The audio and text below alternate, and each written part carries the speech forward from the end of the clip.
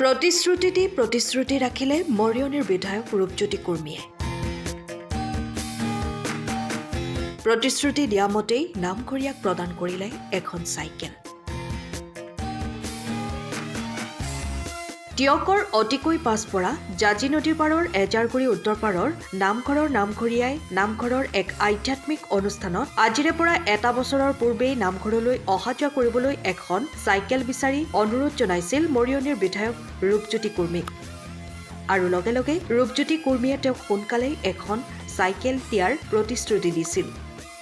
অৱশ্যে বিগত সময়ছোৱাত নানা ব্যস্ততাৰ বাবে চাইকেলখন প্ৰদানৰ বাবে সময় পোৱা নাছিল যদিও আজি টিয়কৰ এখন চাইকেল বিক্ৰী কৰা প্ৰতিষ্ঠানত উপস্থিত হৈ পঞ্চায়ত নিৰ্বাচনৰ ব্যস্ততাৰ মাজতে বিধায়কগৰাকীয়ে নামঘৰীয়াগৰাকীৰ সৈতে যোগাযোগ কৰি চাইকেলখন উপহাৰ হিচাপে প্ৰদান কৰি চৰণ চুই সেৱা লয়।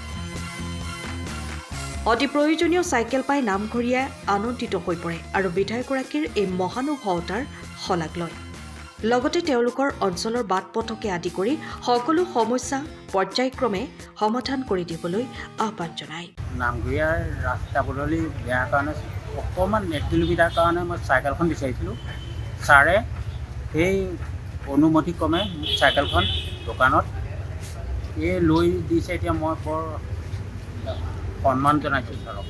মই যোৱা বছৰ কৈছিলোঁ আমাৰ বাৰ্ষিক গৈছিলে তেওঁ বাৰ্ষিক হৈ থাকোঁতেই মই প্ৰসাদ দি থবলৈ কৈছোঁ, ছাৰ বোলো মোক চাইকেলখন দিব।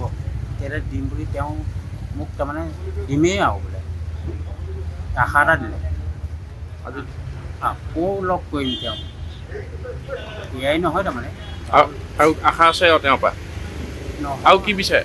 ৰাস্তা পদূলিহে লাগে, ৰাস্তা পদূলি ভালহে লাগে, তেতিয়া আমাৰ ধন্যবাদ জনাওঁ।